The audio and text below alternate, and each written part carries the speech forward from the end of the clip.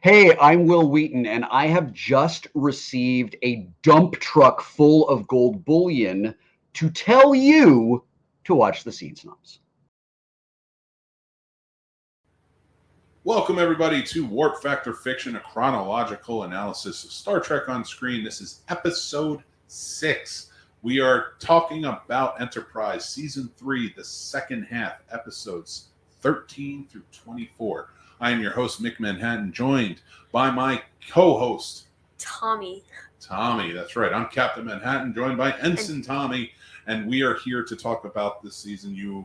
Of course, if you joined us in the last episode, you have learned who Tommy is. He's here to stay, and we're having a good time. If you didn't listen to the last episode, then we're just going to move on without you. But we appreciate you guys joining. Remember, this is our Star Trek show where we chronologically go through every show, every episode, and we are going to have a good time doing it. Every month on our Patreon, you can watch us talk about half of a season in one episode, and then you can watch talk about the other half in the other episode.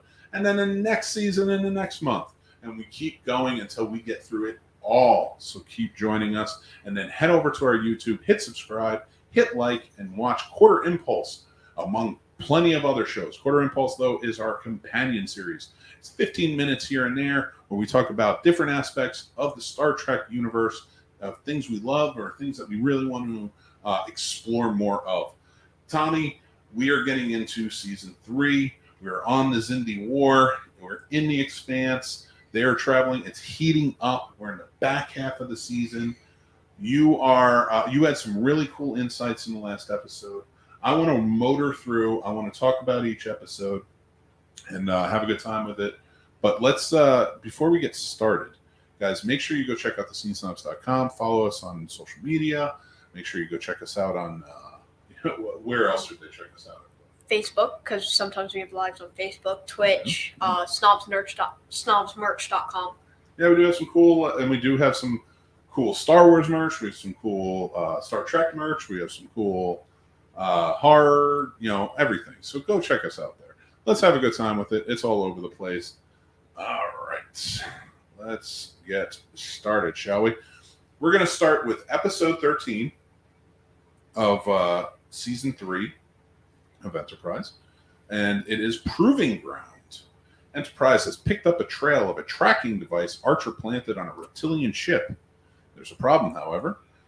To get to its location, Enterprise must cross a giant and very dense field of anomalies. When something gets wrong and Enterprise gets enveloped into an anomaly, there's some unexpected help. Enterprise is pulled out by an Andorian tractor beam.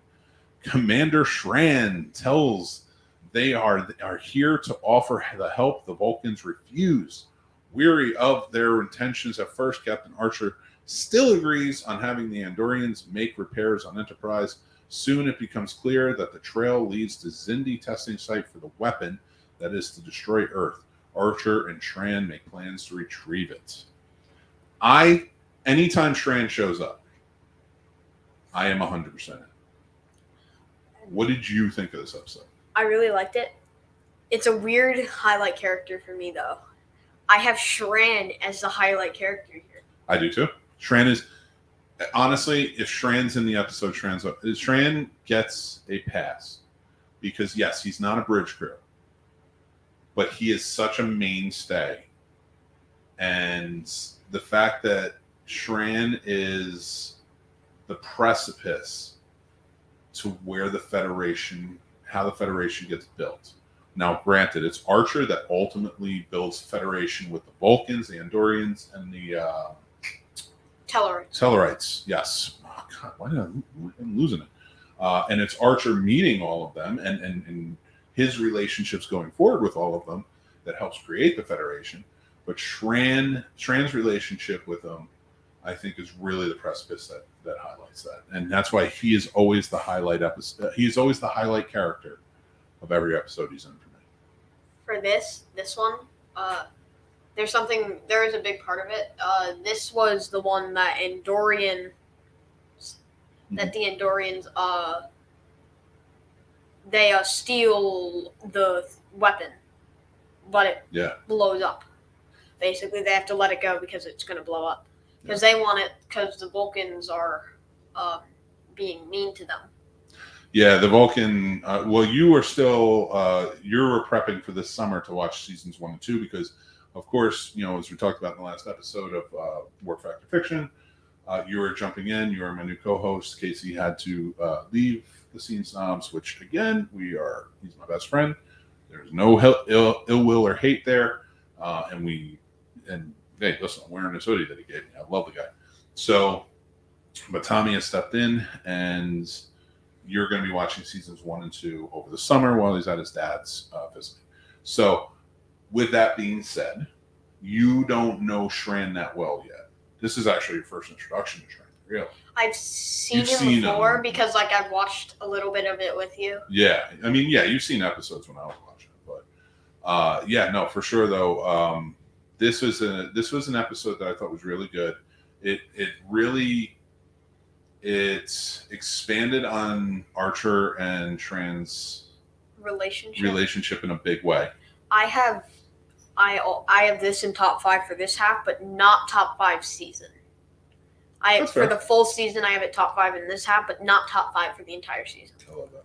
Okay, it was a good episode, and I'm definitely with you on Shran. All right, let's move on to the next episode. So, episode 14 is called Stratagem. Archer and the Xindi Degra are in a shuttle with Degra suffering from memory loss. Archer tells him they escaped together from a prison and that the insectoids took power after destroying Earth. I love this episode. I loved this episode.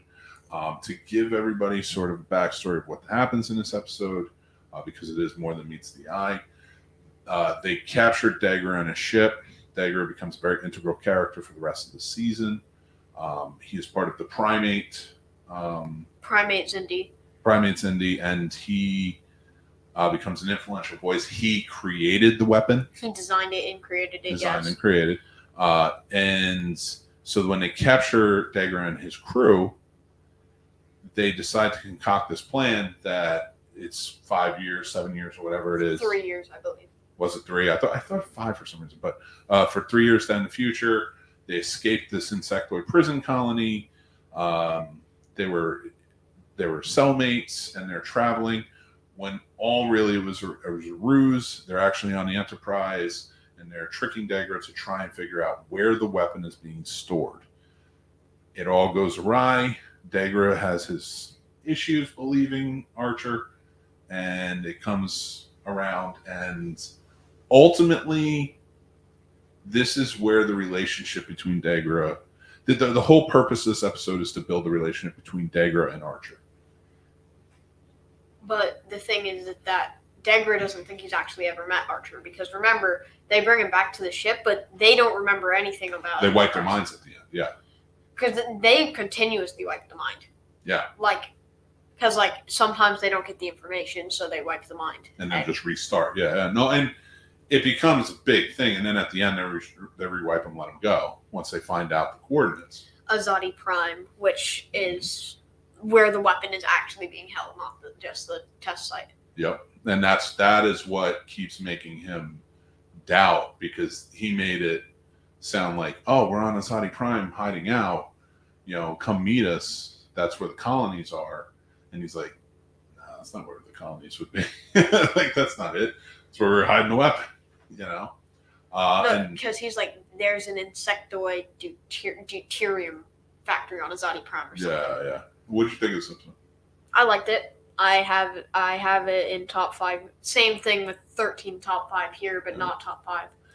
I think my biggest thing with this back half so far is, when we were talking about the first two in the last episode, episode 1, episode 2, they were not very strong episodes. But right out of the gate, I think these are 2 very strong episodes. Mm-hmm. I feel like the entirety of the back half was really good. I don't think there was really a bad episode. Yeah, I didn't love the season, but as far as episodes go, these were good ones. All right, let's move on to the next one. Season 3, episode 15, Harbinger. All right. While Lieutenant Reed and Major Hayes are fighting over new training program, and Trip performing the Vulcan neuropressure technique with Mako Private Amanda Cole, is making T'Pol feel jealous. Enterprise finds a pod in a dangerous, ever-expanding gravimetric field. Inside is a scaled alien dying from a cellular decay. He claims he is a prisoner, promised his freedom if he cooperated in an experiment. Archer knows there's more to it when it is discovered the pod's hull is from the same material the spheres are composed. I want to add some things before we get into it. Some highlights this episode. First two episodes we said Shran, and what was the last episode? Archer. I have Archer. Same. But this episode, so this is really where things start to kick off between Reed and Hayes, which is a sort of a big ongoing conflict between them throughout the entire season, the rest of the season, because Reed is a very militant type of guy. He served in the military. No, his parents did. Well, his parents did, but he entered Starfleet with a military mind, and that's why he does the armory work and things like that. He was I would say, was more the military side. He didn't join the Makos. The Makos, to him, were a little bit different. He wanted to do more of the exploring, but security was what he was all about, and that's what he was going to get on the ship. Whereas Hayes was more about the military following orders, things like that. So I thought and honestly, I thought Hayes was the one that was in the right on this. A lot of people didn't like Hayes because he's pushing against one of the main characters, but I thought Reed was the one acting irrationally, personally. I do. I feel that. I still think Reed shined more here. I still feel like Reed got more development. Because Hayes, you didn't know him, but with Reed, you knew him, but you didn't know some of this stuff. Yeah, I like that. And you can, even if you're not, that's the good thing about these characters. Even if they're not doing good things, they can still shine. And for some other notes, I have the prisoners looking a lot like the Suliban. He did look a lot like Suliban. But before we get there, I want to talk about the T'Pol Trip Corporal Cole situation. Corporal Cole, of course, being a Mako. Excuse me while I move a little bit. So Corporal Cole is a Mako, and so we didn't really talk about it in the last episode because we didn't get into that. There was a lot of relationship building between T'Pol and Trip throughout this entire season. Mainly, I feel like episode 10, because in that Trip's Sim is I don't know if this is his or mine. I wouldn't say mainly. I'd say it comes to a head with Sim because the feelings are there, the memories are there, things like that. But for this, so basically how it starts out is because Trip's sister was killed and he's dealing with a lot of traumatic feelings and depression and such, he's not sleeping on this mission. And so Phlox is hesitant to keep giving him medicine to help him sleep and enlists T'Pol to help with some neurotherapy to help him. And it comes with a lot of massaging, things like that, which is, sort of a true thing in real life. And, meditation and sort of things like that. So he's doing that and they're connecting that way. They're getting closer and closer. So when things sort of cool out, especially after the similitude episode, when she realizes the feelings and that her feelings are coming out because she can't suppress them anymore. He moves on and he starts connecting and doing the same things with Private Cole, and it starts hurting her because he's not doing it correctly, and it's more of a Vulcan thing. So she has to step in. She has some jealousy towards it, and it starts to become a very big thing with what's happening there, and that plays out a lot into their relationship building throughout the season. Wanted to add to that. So let's go on to the main storyline. All right. We get into it. Now the prisoner's there. Tell me, who shined for you in this? You talked about Reed shining. No, I said Reed. Reed, I feel like throughout the episode. I feel like Reed was the one who shined the biggest. What'd you think about this episode?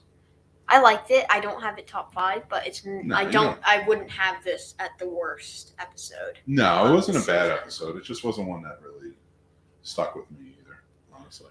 It was. I feel like ranked about the same as like maybe episode 8 and episode 9. Yeah, to me this was more character building than revelations, Right. On stuff. So I definitely agree with you on that. All right, let's go to the next one, which is one I really did like, and it was a big one for Phlox. I have Phlox shining here. Yeah. Well, we don't want to get to the shining yet. I want to summarize it first. So, excuse me, episode 16, season 3, episode 16, and it is called Doctor's Orders. All right.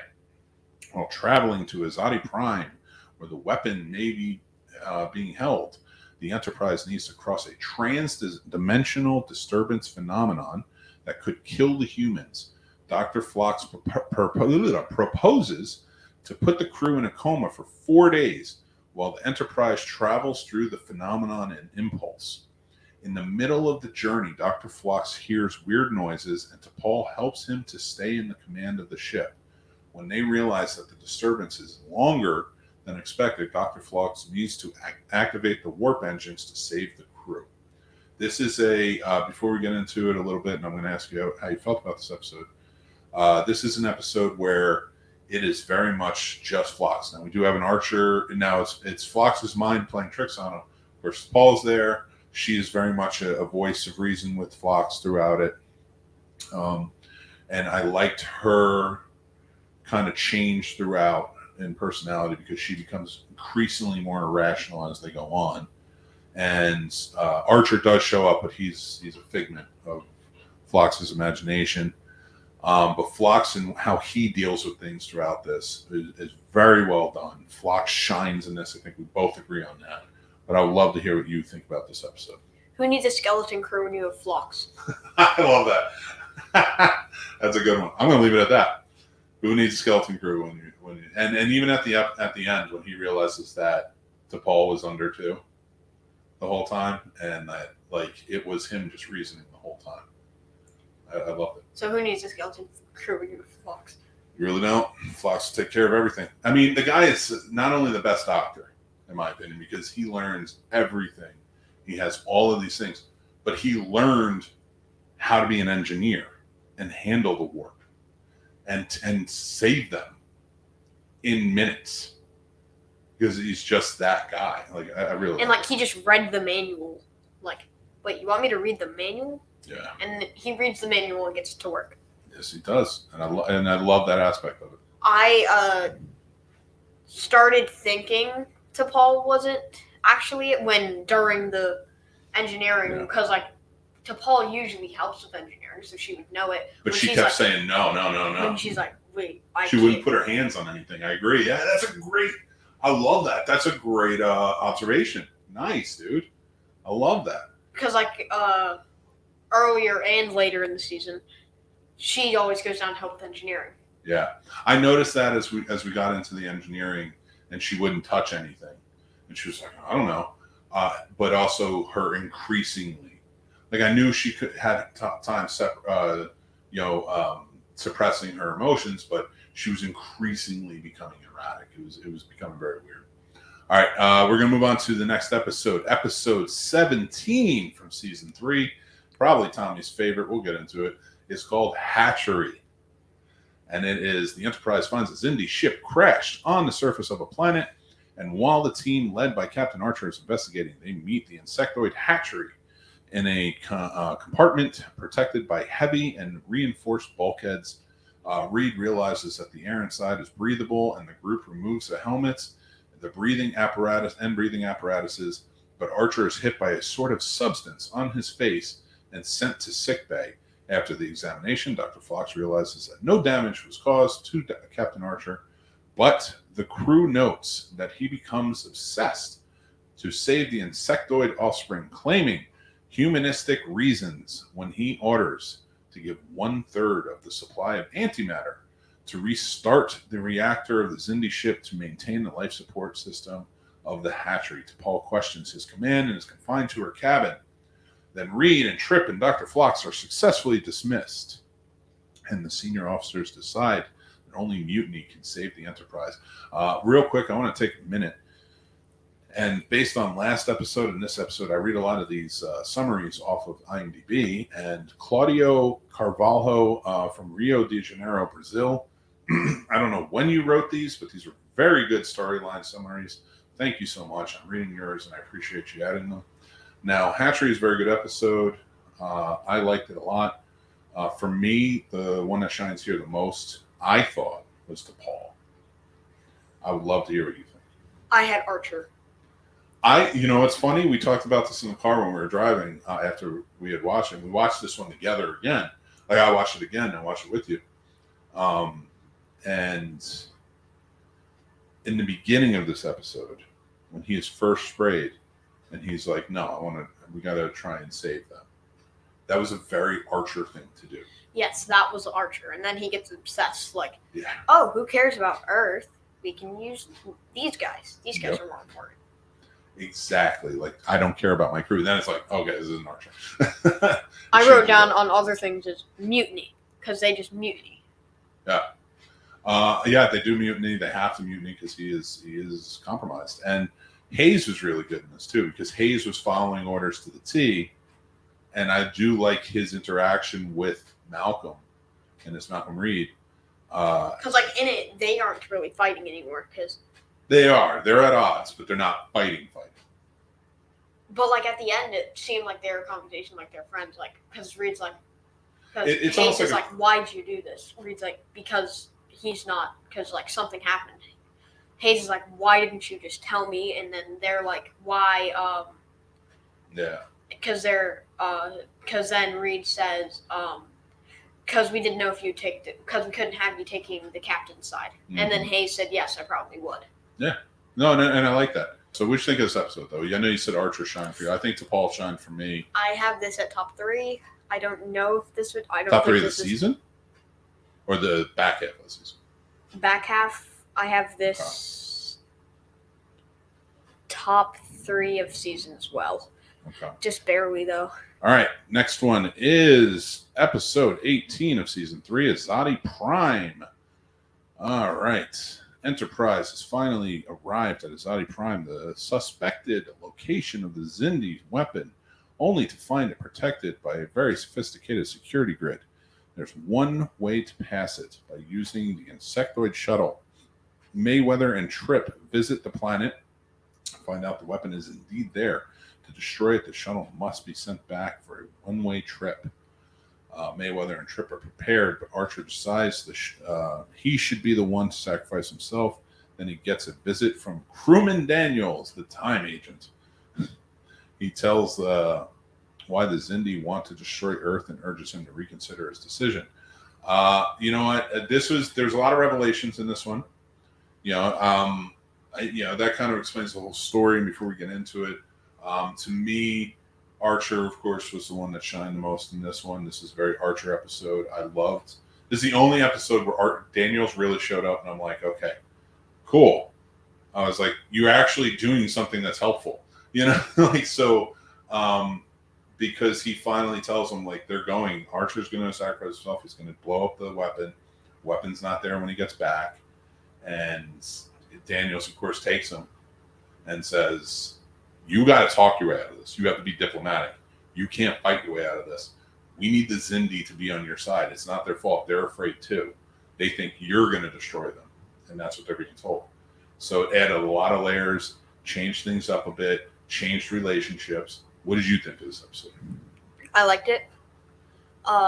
This was a top episode for me. The best in this half?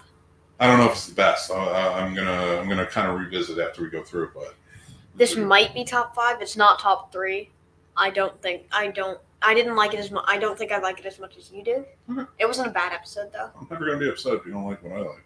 Cause like it's episodes like these that are, cause like there's gonna be like 5 episodes in contention for the worst episode of this half. Cause like every episode's good, so there's gonna be good episodes that might be the worst. You can even say like, I don't think there was a bad episode. I'll accept that. That's honestly what I think. There wasn't a bad episode. Well, let's get to the end before we start talking about that. Because if there was, it would be here. Yeah. All right, let's go. Let's move on to the next one. We have season 3, episode 19, Damage. This was a big time episode with a lot of heavy things happening. Captain Archer has been returned to the Enterprise by the Xindi Council, awaiting a hearing. But after a heavy attack by the reptilians, Enterprise is stranded without a functional warp drive. They meet another ship in trouble because of space anomalies. The ship's captain isn't willing to trade in their warp coil, and Archer must make a tough decision. Meanwhile, T'Pol is having some strange sensations and can't control her emotions. Now, before we get into it, I do want to explain to you guys, he does decide after talking to Daniels that he needs to meet. He reaches out as he's captured on Azadi Prime and taken by the reptilians in the last episode, and he's beaten mercilessly by the reptilians. He calls on them to reach out to Degra. He tells him the name of his third child, which Degra told him during the episode when he was going through all the motions of wiping his mind. So when Degra meets up with him, he explains everything. This is what happened. This is how it kind of went down. And this is what's happening. I'm not your enemy, blah, blah, blah. So Degra decides to go and meet with the council, decide on this, meet with Archer. Archer has proof that he wants to show him about, especially going back in time to stop the reptilians and their bioweapon, everything, all of that. There is an open communication with the Xindi now. This episode, while Archer's doing all of that, at the end of the last episode, they get attacked. So in Azadi Prime at the end, they get attacked by the reptilians, and God, does Enterprise get it gets so dismantled. Like, it gets destroyed. It is hobbling places. It's barely moving. So when we get to this episode, now the damage is there. T'Pol is like dealing with so much, and her emotions are all over the place. She's not effectively handling anything well, and people are dead. Everybody's all over, and the ship is in disarray. So now this episode, they steal a warp coil, basically. They basically become the Osarian pirates in this. They have to they meet up with this crew. Is like, listen, we need our warp coil. If you take this from us, we're stranded here for 3 years. There's nothing we can do. And they become pirates, and they steal the warp coil from these people. They leave them things. They try to be good human beings about it, but yeah, like they take all the Trellium and give it to them. They give them food and supplies, enough for 3 years. Yep, but it's not good. So they steal their warp coil, leave them there. They finally have become the thing that they become the bad guy in this, essentially. And damage is really it's a good word for this. Now, what did you think of this episode? I liked it. I think Archer was the key character here.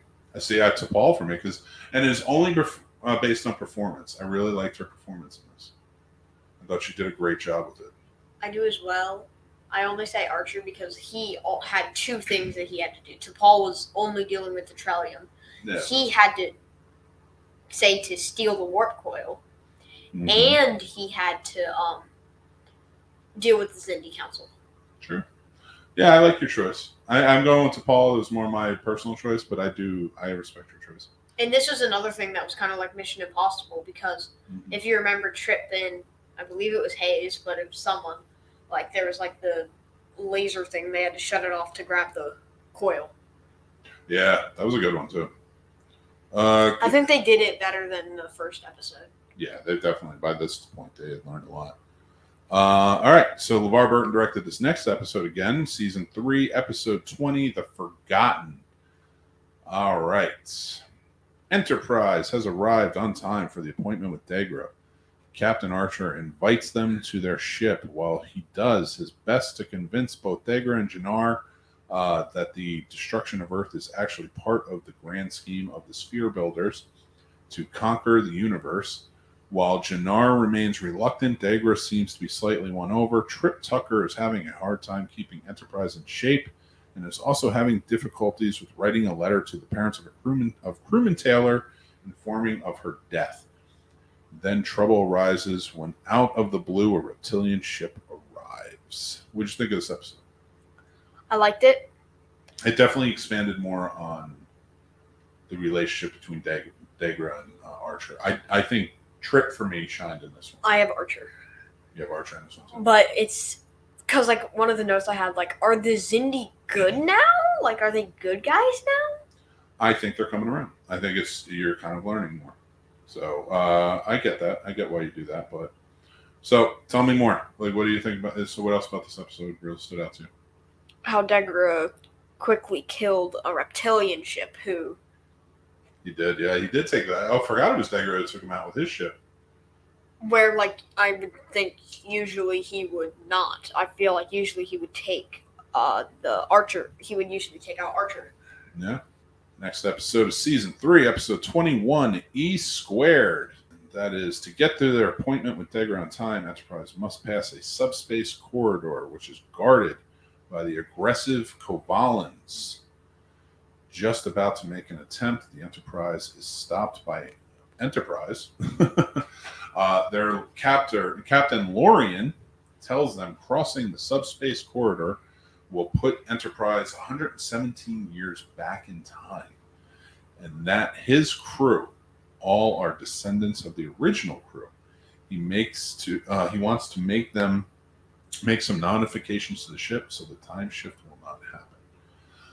This was a very good episode. Trip shined in this. I'm sorry, I think Trip was the best one in this. I have T'Pol. T'Pol was great too. Actually, I'm going to call it a twofer. I'm going to call this a twofer. I'm going to call Trip and T'Pol on this. That's the first time I've ever done that in this show. And I don't know if it will happen again, but I like to think it will. So what did you like about this episode? And well, to give a little backstory too, the descendants are all children. So the Captain Lorian is the son of T'Pol and Trip. His first officer is Hoshi and Archer's. Not Hoshi. Yeah, it's Hoshi's. It's alien. It's like Archer married an alien who they found, like on a ship. Oh, I thought it was Hoshi for some reason. I think it was Hoshi and Travis or somebody. Oh, man. Phlox had 9 kids with. Phlox had kids everywhere. Yeah, he was going all over the place. And then Reed comes around. He's like, I couldn't find anybody. Phlox had 9 kids, and Reed couldn't find anybody. They were all with the same person. What? No, I thought he had a few different. Because Denobulans usually have multiple wives.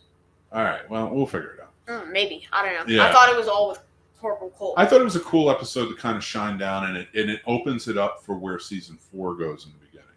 And the end of Season 3, Season 4, which was Stormfront. And it just like kind of leaving the Expanse and going through the subspace corridor, leaving the Expanse and going back in time. So, of course, the future Enterprise, which is basically patched together with like any and everything they could find, comes out, and like there's some nefarious feelings towards it, but it's because they want them to do it. They want them to continue this and go through, so that way they live. But T'Pol, who's still alive in the future, wants them to succeed. Wants the original Enterprise to succeed. So, what did you think of this episode? I liked it. The reason I said T'Pol shined is because I feel like they would have failed the mission if T'Pol hadn't been like, but there's a chance of this failing. Yeah. So I wouldn't do this. I liked it. It was a good episode. It was different, and it was a good break from everything we're getting with the Xindi at the moment. Mm-hmm. All right, let's move on to the next episode, which is Season 3, Episode 22. We're almost at the end. The Council. Enterprise has arrived at the location of the Xindi Council, and with the help of Degra, Archer can make his plea in front of the 5 races of Xindi. Archer needs to prove that the Sphere Builders have been telling lies, while the primates and the Boreals are already aware of the truth. Convincing the other 3 races will not be easy. The reptilians and the insectoids refuse to even listen to Archer. Meanwhile, the Sphere Builders haven't been sitting still and have arranged to secret meeting with the reptilians. They know the reptilians are basically zealots in this, so they're going to be... They're basically what? Zealots in this. Like, because they look at the Sphere Builders as almost like gods, and they're like on point. Like, yeah, okay, we'll do it. Like, they want to kill the humans. They want to destroy Earth. So, all right, let's. For this, I still can't figure out. At this point, I'm like, are the Xindi good or are they bad? I still can't figure it out. I think it's just torn. That's the thing. You got. With stop. Next episode, I'm like, oh yeah, they're both. Okay. But to me, it's you can't look at it as good or bad. It's a conflicted viewpoint. There's evidence coming up. There's things that, like, the reptilians are refusing. Now, are the reptilians bad because beings from the future who have been supporting them and helping them and showing them things? Yeah, they're being manipulated. But like anybody who's manipulated, yes, you're doing bad things. You're killing people, but you are also being manipulated. There has to be some sort of sympathy there, but doesn't mean that you are not. You shouldn't be punished for it. Right. You know what I mean? So I think in this episode, Archer shines the most. I have Archer here as well. Archer kind of shines throughout the rest of the episode, the rest of the season, in my opinion. I have Archer on both as well. You gotta move up. You gotta talk into the mic. Oh, I have Archer on both of the other ones as well. Yeah. All right, let's move on to the next episode, which is Countdown, and we have 2 episodes left. Countdown is episode 23 of season 3, and that is, while the weapon is in control of the reptilians and the insectoids, they still can't launch it. 3 species must give the codes, and the reptilian commander, Dahlem, forces the kidnapped Hoshi to decipher the code of the aquatics, the primates, the arboreals, and Archer think of a plan to stop the weapon. They see only one option: to convince the aquatics to join their cause with their powerful ships. Archer makes an emotional plea to their 2 council members. Trip and T'Pol try to find a way to destroy Sphere 41, which might be the hub holding the system intact. So, what did you think of this episode? It's kind of coming to a head. Hoshi, of course, is taken. I feel like this is one of the episodes where Hoshi sort of shined. I have Archer here, not Hoshi, but I feel like they did this one better than Exile, which is the 6th one. Yeah, I like that. Yeah, and I agree with it. This is a very good episode. Hoshi did shine really well in this, and it was kind of heartbreaking. I did feel like the Enterprise was not utilized perfectly. Like, I felt like it was kind of shipped off, like, go destroy this sphere. And it did a good job. I really liked Reed in this, and especially him with Hayes, because when one of the Makos dies under his watch, Hayes is upset about it, and then when they have to go save Hoshi and Hayes gets killed, Reed it affects Reed in such a huge way. So, what did you think about Reed's transition in this? I did like it. I feel like they haven't been fighting as much since Hatchery. No, not as much fighting, but there's still contention there between them. There's still this ideology that they both have different viewpoints, and I feel like it's just kind of now like, all right, you do your thing, I'll do mine. Because, like, I believe it was at some time, Reed was like, you want my spot as security officer. Yeah, and I don't think Hayes wanted that. Hayes said no. Yeah. All right, let's move on to the last episode of the season, season 3, episode 24, 0 Hour. All right, here we go. Due to the intervention of the Sphere Builders, the coalition of humans, primates, arboreals, and aquatics was unable to stop the weapon from being launched. Now, 10 hours before the weapon arrives at Earth, only one ship is capable of catching up, the lightning-fast but nearly powerless ship of Degra. While Archer and the team embark on a seemingly impossible mission, they get some unexpected help. Meanwhile, Enterprise is sent to keep their promise. To the aquatics, which is to find them a new planet that they can inhabit. No, that was to destroy the spheres. Well, no. It was to destroy the spheres and find them a new planet. So they are going to destroy the spheres, and that's when they start getting affected in their bodies and stuff. Pretty big thing we overlooked. Degra's dead. He died a few episodes ago. Yeah, he did get killed, and they took over his ship, and they're using his ship because Archer's separated from Enterprise right now. T'Pol and Trip still believe the destruction of Sphere 41 will do the trick, but the Sphere Builders are aware of their plans. So, like, it kind of tears them up. They're very separated. Archer takes the crew to go over and destroy the weapon, which is very cool action-packed scene. You even get Archer running away from the explosions. In hero-like fashion as he dies again. Yeah, that happens. For the third time this season. Yeah, you're going to get your hero moments. And wait, so he's dead now. Yep. All right, don't be sarcastic. Don't be cynical. Let's do this. Okay, so what do you think of this episode? I liked it. Who was the Shining? Archer. Archer, yeah, I say Archer. Like, if they die in this thing, it's them. Like, if there's like a big character that dies, they're Shining. So they destroy the weapon. They destroyed the Sphere 41. The Expanse is gone. Enterprise is headed home. Archer's dead, they think. They get home. They take a shuttle down because they're not hearing anything. None of the space stations are there or anything like that. And they start getting fired on by German bombers with lasers. German bombers with lasers. And you find out that they're actually back in the 40s in North America, which is occupied by Nazis. Archer is alive. He has been taken captive by the Nazis in North America, in Brooklyn, nonetheless.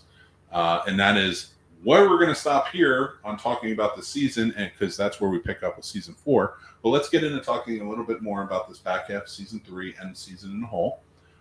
Who is your major shine character for the back half of season 3? Probably Archer again. This time he's 8 out of. Yeah, I'd give it. Well, I mean, I wouldn't count that. You can always pick, but Archer, I would definitely agree with you. He did have. I feel like Phlox had a really good season too. Phlox did have a great season, but Archer, I think, was the main hub. Like here, when it comes to characters. Wait, there's one more thing. What? Shran does come back, and he's a good guy now. He does come. Well, yeah. I mean, even after that episode, he was never really a bad guy. He just did something underhanded. So he does come back. He does save the day. He does get his redemption with Archer. I did love that. And he plays a big part of it. So for sure. All right. What is your favorite episode of the back half? Doctor's Orders. Do you think that's the best episode of the back half? Yes, I feel like it's the best episode of the back half. My favorite episode of the back half, I would probably say, is Azadi Prime. My favorite, the best episode. The Council was pretty good. Yeah, I'd probably say the best episode is probably the Council. What do you think the worst episode was? I don't have one on it. They were all good. That's fine. I would probably say Harbinger, personally. But what is a life lesson you take away from this back half of the season? Or something that you took away from it that you learned? Star Trek captains are immortal. Fair. I'm going to need you to start getting a little more deeper about that, but I'll take it. I like it. All right, guys. So, okay, real quick. What is throughout the whole season? Who is the character that shined throughout the whole season? Let's just say Archer. I think that's really what it is. It's Archer, most likely. And what's your favorite episode? I don't want to do top 5. I want to do what's your favorite episode. It's either Phlox or Similitude. Phlox? You mean Doctor's Orders? Doctor's Orders. Doctor's Orders? I just saw Phlox here because I just do 1, 2, 3, 4, 5, 6. Both great episodes. All right. So, guys, I want to say thank you for joining us for episode 6 of Enterprise. Definitely, the Xindi War is not one of my favorite seasons, and we're going into season 4, which I think is better than season 3, but still not one of my favorite seasons. I can't wait to see what you think about it, Tommy. We're going to have a really good time with it. We're going to watch it. We're going to talk about it. So make sure to come back in June. So check out episodes 7 and 8, where we talk about season 4 of Enterprise. Guys, this is our Patreon show. You can watch it on Patreon anytime. If you're listening to it on a podcast, it comes out on Patreon, and a month later, it will be out on all podcast platforms. I want to say thank you so much for listening and being a part of it. Tommy, you want to tell anybody where to go, what to do, how to do it? You gotta go onto YouTube, watch Warp Factor Fiction, or some other shows. Then you gotta hit the subscribe button, and then the like button, Then you go to thescenesnobs.com and the Scene Snobs merch store. All right. I'm gonna stop you right there. I appreciate you saying that, and I love you for it. But let's move on from it. I don't want to drag this on too long with anybody having to feel like they need to go do all that stuff. Right. Guys, thank you for joining us on Warp Factor Fiction, a chronological analysis of Star Trek on screen. This is where we are examining Star Trek franchise all the way through in order because we love it so much. Join us next month for 2 new episodes, and make sure you check out the Scene Snobs YouTube channel where we have our companion series, Quarter Impulse. Make sure, like Tommy said earlier, smash that like button, smash that subscribe button, hit the notification bell, and make sure you check out all of our great shows. And like my former co-host, Mr. Kiss and Man Plot, always said, it's time to Live long and prosper. Thank you, everybody, and take care.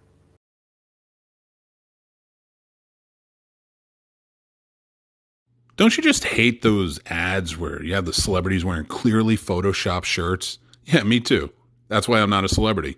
Go check out snobsmerch.com for great gear and more. We have tons of fun stuff. Go check it out.